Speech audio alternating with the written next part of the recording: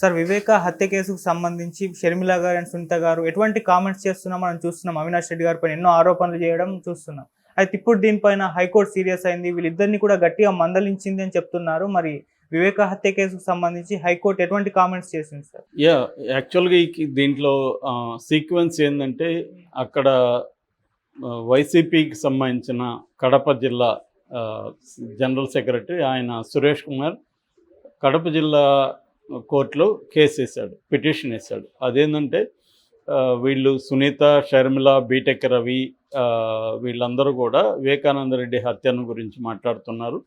అవినాష్ రెడ్డిని హంతకుడు అంటున్నారు, జగన్ని హంతకుడికి ఆశ్రయం ఇచ్చాడని చెప్తున్నారు. దీన్ని మాట్లాడద్దు అని ఆపండి, ఎందుకంటే ఇది కోర్టులో ఉంది, ఎలక్షన్లో ప్రత్యర్థిని హంతకుడని ఎలా అంటారు, ఇవన్నీ పెడుతూ ఆయన పిటిషన్ వేశాడు.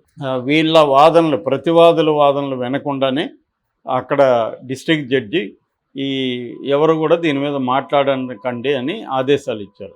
ఇప్పుడు ఆదేశాల మీద ఏం చేశారంటే, ఇటు సునీత, బీటెక్ రవి, షర్మిల వీళ్ళందరూ అక్కడ డిస్ట్రిక్ట్ కోర్టులో అప్పీల్కి వెళ్ళారు.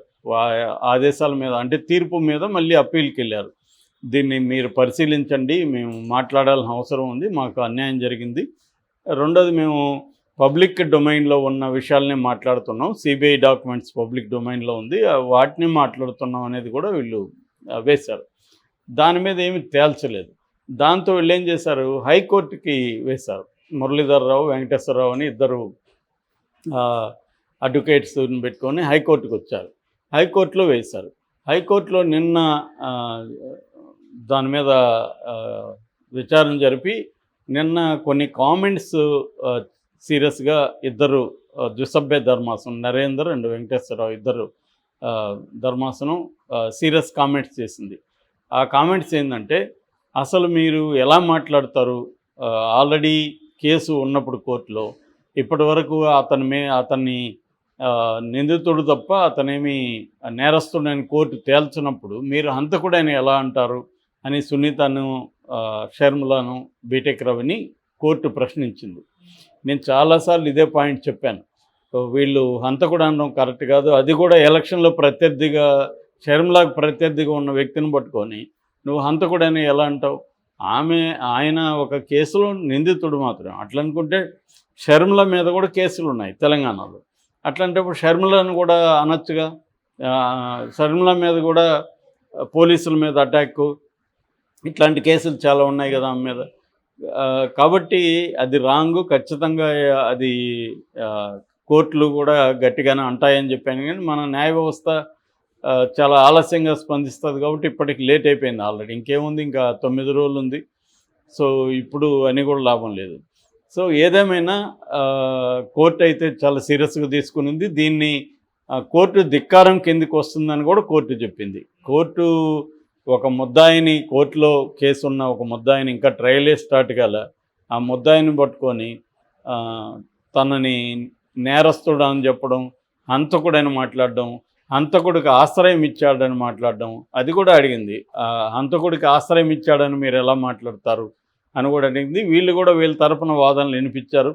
మేము పబ్లిక్ డొమైన్లో ఉన్న సిబిఐ డాక్యుమెంట్స్ నుంచి మాట్లాడుతామంటే, సిబిఐ డాక్యుమెంట్స్లో ఏముంది, నేరస్తుడని ఉందా? లేదు కదా. నేరం ఆరోపించారు సిబిఐలు, మీరు అది మాట్లాడండి.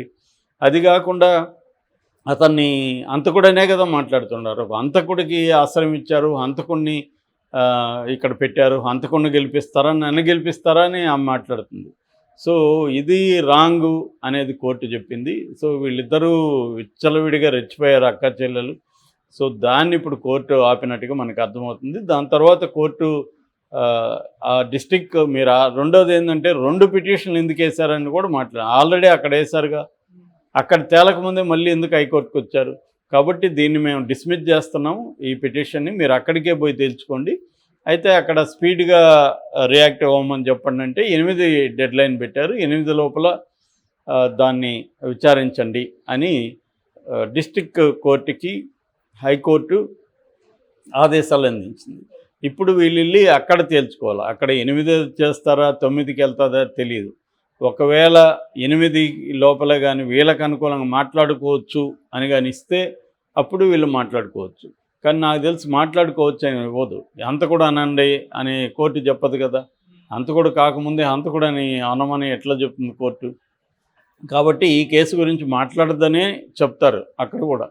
అప్పుడు వీళ్ళేం చేసేదానికి లేదు, మాట్లాడకుండా ఉండాలా లేదా కోర్టుని ధిక్కరించాలా. అలా ఆల్రెడీ వీళ్ళిద్దరూ ధిక్కరిస్తూనే ఉన్నారు.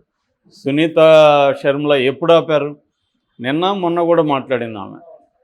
సో వాళ్ళు ఏంటంటే కోర్టులు మనల్ని ఏం చేసుకోగలవులే, మనకు అడ్వకేట్లు ఉన్నారు అనేది వాళ్ళ ధైర్యం. సునీతకి సుప్రీంకోర్టులోనే వాదించగలిగింది ఆమె, కాబట్టి ఆమె ఒక అడ్వకేట్ అని చెప్పుకోవచ్చు. ఈ పాటికి ఆమెకే చాలా అడ్వకేట్కి సంబంధించిన నాలెడ్జ్ వచ్చేసి ఉంటుంది, లీగల్ నాలెడ్జ్.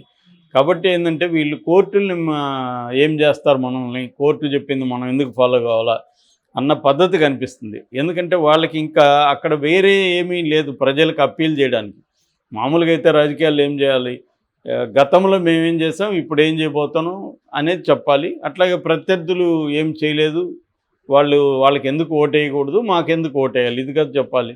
ఈ నెరేటివ్ వదిలేసి మా వివేకానంద రెడ్డిని చంపారు వాళ్ళు అంటే చంపినా చంపకపోయినా అది వాళ్ళకి ప్రజల జీవితాల్లో ఏం మార్పు వస్తుంది దీనివల్ల, అది చెప్పొద్దని కాదు. కానీ అది కాదు కదా ప్రజల పాయింట్ ఆఫ్ వ్యూ నుంచి. ప్రజలకు ఈమె ఎంపీగా ఎన్నికైతే అక్కడ ఏమి చేస్తుందో చెప్పాలి ప్రధానంగా. గతంలో కాంగ్రెస్ పార్టీ ఏం చేస్తుందో చెప్పాలి. సో అది వదిలేసి ఇది చెప్తుందంటేనే విషయం, అక్కడ విషయం లేదని. రెండోది ఈమె మొత్తం ఫోకస్ జగన్ మీద మాత్రమే చేస్తుంది. ఈమె ఒక కాంగ్రెస్ పార్టీ నాయకురాలుగా ఉండి కాంగ్రెస్ పార్టీకి దేశవ్యాప్తంగా ఇవాళ ప్రధానమైన ప్రత్యర్థి ఎవరు? బీజేపీ కూటమి అక్కడ ఉంటే బీజేపీ కూటమి మీద మాట్లాడకుండా ఎంతసేపు జగన్ మీదే మాట్లాడడం వల్ల కూడా క్లియర్గా ఏంటంటే జగన్కి ఈమెకి ఏదో పర్సనల్ వ్యవహారాలు ఉన్నాయి, ఇబ్బందులు ఉన్నాయి, దాన్ని ఇప్పుడు బయటకు వచ్చి రాజకీయాల్లో తేల్చుకోవాలనుకుంటుంది అనేది తప్ప ఆమెకి నిజంగా కాంగ్రెస్ పార్టీ మీద ప్రేమతో చేరినట్టుగా అయితే కనబడట్లేదు. ఎందుకంటే మొన్నటి వరకు ఇక్కడ తెలంగాణలో సపరేట్ పార్టీ పెట్టి కాంగ్రెస్ని బొండబూతులు తిట్టింది, ఆ వీడియోలు అన్నీ ఉన్నాయి. కాంగ్రెస్ ఒక దొంగను పెట్టింది ఇక్కడ అని రేవంత్ రెడ్డిని కూడా అనింది. సో ఆ వీడియోలు ఎక్కడికి పోవు కదా. ఇంతకుముందంటే పేపర్లు అంటే దొరికేవి పేపర్లు, ఏ లైబ్రరీలో పోయి ఎత్తుక్కోవాలి. ఇవాళ వీడియోలు అన్నీ ఉంటాయి డైరెక్ట్గా. సో దాన్ని పైగా ప్రత్యర్థులు అవన్నీ సేవ్ చేసుకొని, వీళ్ళు డిలీట్ చేసినా వాళ్ళు సేవ్ చేసుకొని వాళ్ళు దాన్ని అందరికి షేర్ చేస్తుంటారు. కాబట్టి ఇవాళ మోర్ జాగ్రత్తగా ఉండాలి. కానీ ఎవరు ఉండట్లా. ఎందుకంటే మనం ఏం మాట్లాడితే ఏం లేదు, జనం యొక్క మెమరీ తక్కువ కదా, వాళ్ళకాలు చూస్తే కూడా చూసుకొని అనుకున్న పద్ధతిలో అందరూ రెచ్చిపోతున్నారు. తాము గతంలో మాట్లాడిన దానికి క్వైట్ ఆపోజిట్గా మాట్లాడితే జనం ఏది తీసుకుంటారు అనేది కూడా లేదు. సో ఏంటంటే ప్రతి ఒక్కరూ జనం మూర్ఖులు, లేకపోతే జనం బ్రెయిన్ లేదన్నట్టుగా వీళ్ళు బిహేవ్ చేస్తుంటారు. నిజానికి వీళ్ళకి బ్రెయిన్ లేదనేది జనం కూడా అనుకుంటారు. మొన్న ఇట్లా మాట్లాడేవు తల్లిని, ఇప్పుడు ఇట్లా మాట్లాడుతున్నావని జనమే అంటున్నారు. సో అది ఆమెకి ఇబ్బంది అయింది.